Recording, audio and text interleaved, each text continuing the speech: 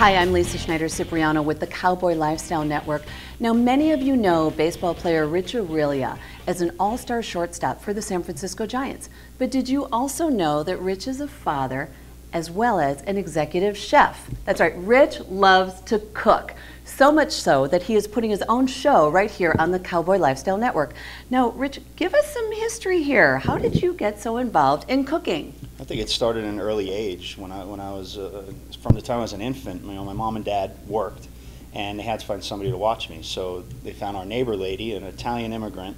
The Nonna. The Nonna, and she basically every day everything was homemade. And in the summers, I remember she would make her own tomato sauce for pasta to last the whole year. So I would be the one who had to crank the machine and crank the tomatoes through the machine. So I think that's where I initially got my love of cooking, and now, after retiring from baseball, I'm still doing it, and I'm enjoying it.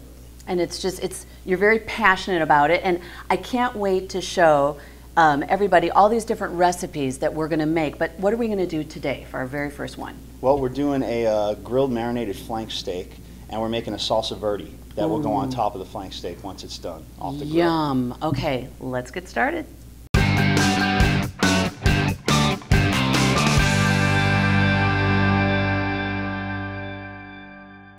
Okay, Rich, what's the first thing that we're putting in with this salsa verde? So the basic ingredient to this, the main ingredient, is your flat leaf parsley. So basically what you want to do is just cut the stems off a little bit. Okay. Take your flat leaf parsley, put it in the food processor. Alrighty. It's a real basic sauce. From there, we want to put a cup of grapeseed oil. Grapeseed? Yeah, grapeseed oil. Ooh. Adds a different type of flavor to it. So you put your grapeseed oil in. That's interesting. Take about a teaspoon and a half of salt. Okay. Put that in there. Yum. Now, do I need sea salt, or can I use any kind of salt? You can use any kind of salt. Okay. A couple cloves of garlic. It calls for one, but I like always garlic. put a little bit more. So we'll put 2 cloves of garlic in. A shallot.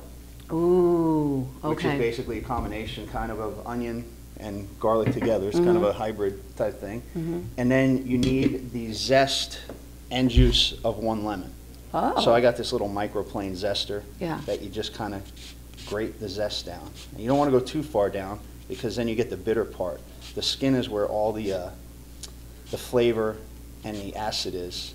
Now, how'd you know all this? I didn't know this. Well, I don't know. I just I watch a lot of cooking shows and follow people and see what they're doing. So you just want to, this is going to add a little bit of a little zing to it. A little zing to it. Get a little citrusy but not over the flavor. top. Yeah, so see, you get that. the skin and you just zest it off.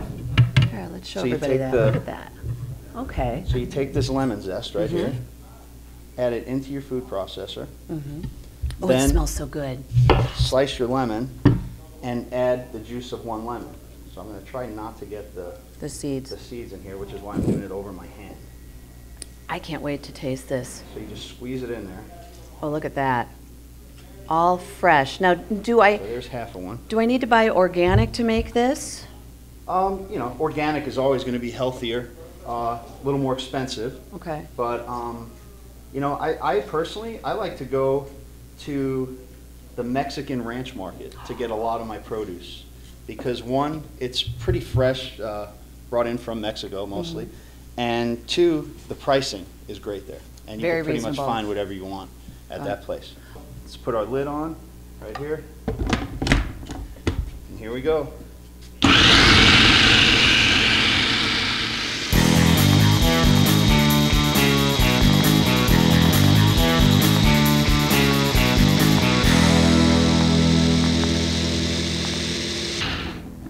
Now it all depends on what kind of consistency you want. I mean, if you know, the thickness on this is pretty good, but if you want it a little less thick, you just throw a little bit more grapeseed oil in there, just to make it a little bit thinner. But I think this is a pretty good consistency right here. So that'll go on top of our flank steak once we grill that. And now we head out to the grill to put the steak on? Sounds like a good idea. Okay, let's head outside. Okay, Rich, so we're out at the grill here. We're putting the steak on. Let's go at it here. Let's do it. So we preheated our grill. We're going to open it up. Got some nice heat. So what we're going to do here, we're going to take our marinated steak Look how yummy that looks. And what I do first is I always take some of this cooking spray and I spray it on so that we don't stick. So there we go. See that? Get a little of that on there. Okay. Take our flank steak. Just place it on the grill. That looks delicious. Oh my gosh. And we'll grab our other one here. Okay. Throw that bad boy on there. How long are we cooking these for? You know what? Flank steaks cook pretty quickly because they're thin. So I'd say maybe about 4 to 5 minutes on each side, and then just flip them, and then they should be done. They should be to medium cooking temperature. You know, I want to thank the folks here at Goodall Custom Cabinetry and Millwork. We're at the Scottsdale Design Center, right by the Scottsdale Air Park. Is this showroom just incredible? Oh, it's great. They have some great stuff in there, and for a guy that likes working in the kitchen, they have some great kitchen stuff in there. I know. Thank you so much, Goodalls. Okay, so a couple minutes here now? Couple minutes here, and then we'll check back in and flip them. Okay, you got it. We'll be right back. Special thanks to Goodall Custom Cabinetry for their showroom kitchen set located in the Scottsdale Design Center.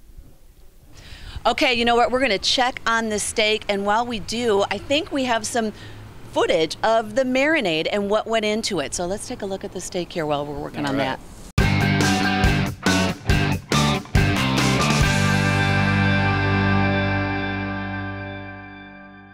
The steak marinade. What's going in it? Well, it's pretty basic. It's only a couple ingredients. So you want to get your mixing bowl Okay. and your whisk. Gotta have a whisk. And it's basically equal parts of soy sauce, balsamic, and olive oil, and some diced chopped up garlic. Gotta have the garlic. That's basically all it is. So depending upon the size of your steak, I mean, I'm going to say this is about, it's a flank steak. It's probably about 3/4 of a pound. Yeah. You know, I'm going to do a small amount of marinade. So I'm going to do pretty much a 1/3 of a cup each Of the oil. the soy, Yeah. the balsamic.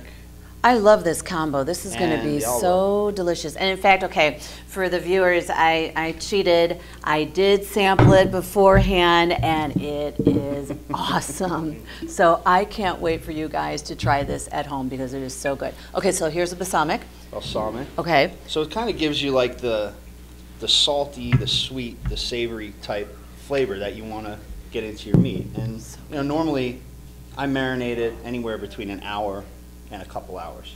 But you know, if you want to do it the night before, you can do it the night before and let it really get flavor. I love anything marinated, and I will do it for a good 24-hour period. I think it's just the flavor that it just, you know, engulfs the steak. I think it tastes so good. Look at this combo. So now you want to take your, I don't know, a couple cloves of garlic here that we have, and just you know, kind of mash them up here. Just dice them a little bit, just to release their flavor. Do you want me to mix this up here? Sure. Okay, I'm mixing, and we're mixing.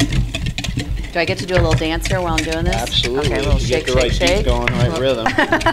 But see, you don't want to do it too fine. Yeah. And this is basically just added in for flavor, and it's going to infuse the garlic flavor into that marinade. It smells so good already. Here, let me show everybody. Look at this. Look at this. And what I like to do is I like to marinate my steaks or whatever I'm marinating in a Ziploc bag. You know what? Because you can get all the air out. Yeah. And, you know, it's airtight. And you just seal it up and throw it in the fridge for a little while. And you're using the whole thing. Okay, ready? I'm pouring that in there. Here we go. Oh, yeah. Yep. Come and we to get mama. Yummy. Gotta try this. Start closing it here, get some of the air out. That's so good.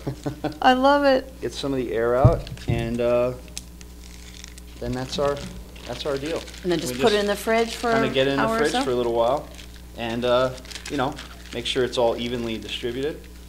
And there's our steak that's going to go in the fridge. Oh, I can't wait to taste this. Okay, are we done? I think we're done. Let's get on in here and get these steaks off the grill here. Oh my gosh, they look yummy. So we're going to take them and put them on our little baking sheet here. And what I always do is you want the meat to keep its own juices. So now if you cut the meat while it's hot like this, you're basically all the juices are just gonna race right out of it, so it'll be drier.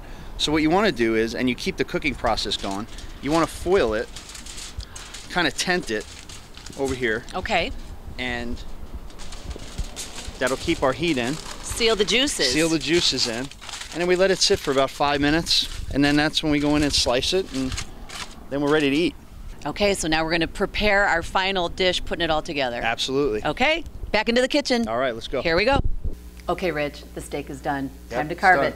Let's get it out of here and we'll work on our carving skills. All right, now carving skills. How do you know how to properly carve this? Well, you're supposed to cut against the grain. So if you could see on the meat here, the lines of the meat are going this way. So we want to cut this way. Okay, see, now you know what? I would have gone this way. Yeah.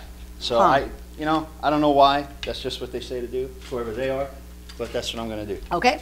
So we're going to slice this kind of nice and thin. Oh, yum. Oh, look at that. The flavor, it smells so good. I can't wait to try this. And this is probably cooked to a medium temperature. I mean, you can see the color of the meat. There's still a lot of juices in there. So now we'll just take it. We'll plate it here. Look at that. Fan it out a little bit. And then we can take, let's just put it in the middle there. Okay. And then we'll take some of our salsa verde that we made which is prior. right here. And you could either put it on top, on the side. Here, you do it. And I like these squeeze bottles because they're easy to carry around and they're easy to work with. And to so control. We'll shake that up, and we can just do a little kind of light drizzle. Boom. Right Look at that. Oh my God, that tastes so good. So there's our finished product. I love it. Okay, I can't wait to try this, Rich. So go ahead and start cutting. Get in here. Got my fork. Absolutely. All right. Get this all cut up for you. Okay, now I was talking earlier, this would go really, really well with some of that wine. Yeah, as a matter of fact, I brought some of my Red Stitch wine here today. Good, and I brought my glass. So you get the smaller one, and I'm going to take this one. Maybe I should have brought 2 bottles with that glass. Yes, exactly. So let's try this. I can't wait. Here we go. All right, you're going to pour some in? Let's get a little bit for I'm you serious. How come you gave me so little? It's a long day. We're here for a while. And then let's have a taste here. I can't wait. Oh my gosh. Look at this. Oh, yum. All the flavors coming together. Everything came together nicely. And also that salsa verde, you could use that with seafood, pork, you know. Anything and everything. Yeah, I mean, it's very versatile. Oh my gosh, Rich, you are such an excellent cook. I can't wait to do some more of these shows with you. This is great. I'm excited. This is a good one to get started. And for the viewers at home, again, all the recipes will be right there on the website, Cooking with Rich, Rich Aurilia, right here on the Cowboy Lifestyle Network. Stay tuned for the next show where I think we've got some roasted corn and quesadillas. See you later.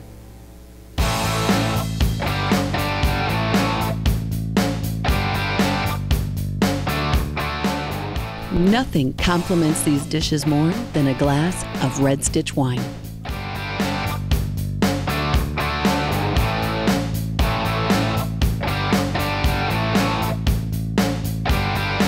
Keep checking in with Rich Aurilia, as we tune into his cooking show for the latest recipes and dishes right here on the Cowboy Lifestyle Network.